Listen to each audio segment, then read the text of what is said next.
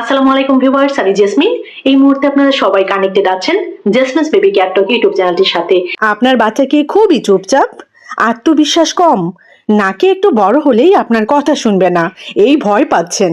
আজকের ভিডিওটিতে আমি আপনাদের সাথে শেয়ার করব এমনই 12টি গোপন শিক্ষা, যা ছোটবেলা থেকেই শেখালে আপনার সন্তান শুধু বুদ্ধিমানই না, বরং জীবনে সবার থেকে এগিয়ে যাবে।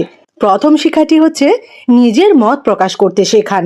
মত দিলে থামাবেন না, এতে কমিউনিকেশন স্কিল বাড়ে এবং কনফিডেন্স বাড়ে, আত্মবিশ্বাস অনেক গুণ বৃদ্ধি পায়।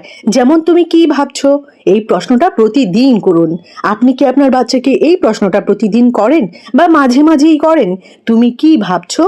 যদি না করে থাকেন তাহলে আজকের এই ভিডিওটি দেখার পর থেকে কন্টিনিউ করেন। 2 নম্বর শিক্ষাটি হচ্ছে প্রশ্ন করতে শেখান। চুপ করো এটা না বলে আপনি বলুন, আরও প্রশ্ন করো। গবেষণায় দেখা গেছে কিউরিয়াস শিশুরাই বেশি ইন্টেলিজেন্ট হয়, বেশি জিনিয়াস হয়, বুদ্ধিমান হয়।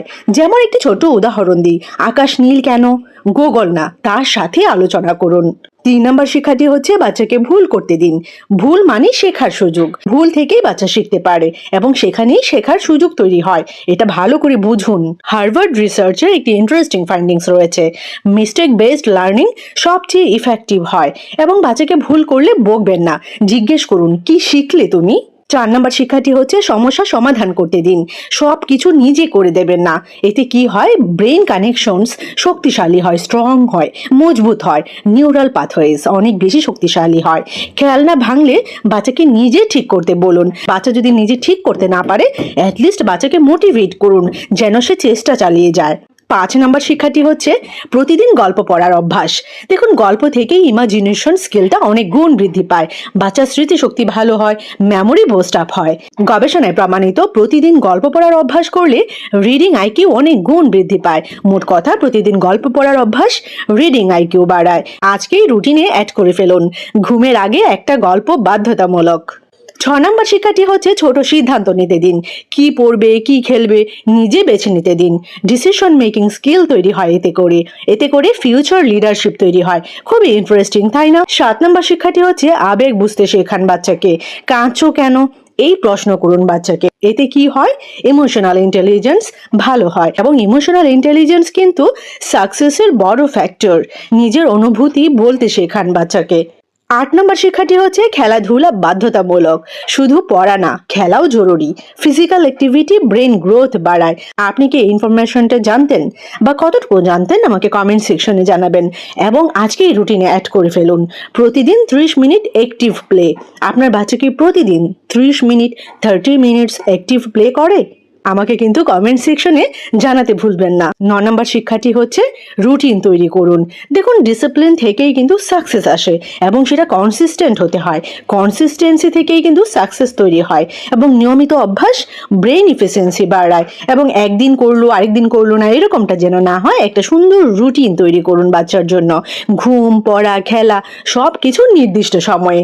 তার মানে কিন্তু রোবটিক না, রোবটের মতো শুধু ঘুমের সময় ঘুম, পড়ার সময় পড়া, এরকম না। সবকিছুই যেন বাচ্চা হ্যাপি মোডে করে সেই রকম এনভায়রনমেন্ট তৈরি করুন। আপনার সাথে সেরকম একটা গুড বন্ডিং, গুড অ্যাটাচমেন্ট তৈরি করুন। 10 নম্বর শিক্ষাটি হচ্ছে প্রশংসা করুন, তুলনা নয়। ওর মতো হও এগুলো বলবেন না, কম্পারিজন কনফিডেন্স নষ্ট করে। ছোট সাফল্যও বাচ্চাকে বলুন, তুমি পারবে, আমার বিশ্বাস তুমি পারবে, আমি তো জানি তুমি পারবেই। এরকমটা করে বাচ্চাকে ইন্সপায়ার করুন, মোটিভেট করুন। এরপরে যে শিক্ষাটির কথা বলবো সেটাও কিন্তু খুব ইন্টারেস্টিং এবং খুব গুরুত্বপূর্ণ। সেটা হচ্ছে সৃজনশীলতা বাড়ান। আঁকাআঁকি করা, গান গাওয়া, ক্রাফট, এগুলোতে বাচ্চাকে ইন্সপায়ার করুন, মোটিভেট করুন এবং একটা পজিটিভ এনভায়রনমেন্ট তৈরি করে দিন যেন বাচ্চা এগুলো সুযোগ পায়, এগুলোতে নিজেকে ইনভলভ করার, নিজেকে ইনক্লুড করার। তো আপনাকে মনে রাখতে হবে, ক্রিয়েটিভ অ্যাক্টিভিটি ব্রেইনের মাল্টিপল এরিয়া অ্যাক্টিভ করে এবং সপ্তাহে 2 দিন বাচ্চার জন্য ক্রিয়েটিভ টাইম রাখুন, যেন বাচ্চা অন্তত সপ্তাহে 2 দিন পায় সে তার ক্রিয়েটিভিটিটা শো করার জন্য। লাস্ট বাট নট লিস্ট, 12 নম্বর শিক্ষা শিক্ষাটি হচ্ছে দায়িত্ব নিতে শেখান।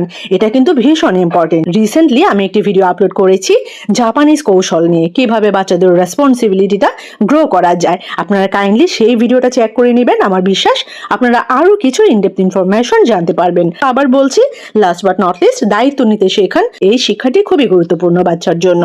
যেমন ছোট ছোট কাজ দিন, যেমন খেলনা গোছানো, নিজের ব্যাগ গোছানো, নিজের হাতে গ্লাস ধরে পানি খাওয়া। রেসপন্সিবিলিটি থেকেই কিন্তু কনফিডেন্স লেভেলটা গ্রো হয়, আত্মবিশ্বাস বাড়ে। তুমি পারো, এই বিশ্বাসটা বাচ্চাকে দিন।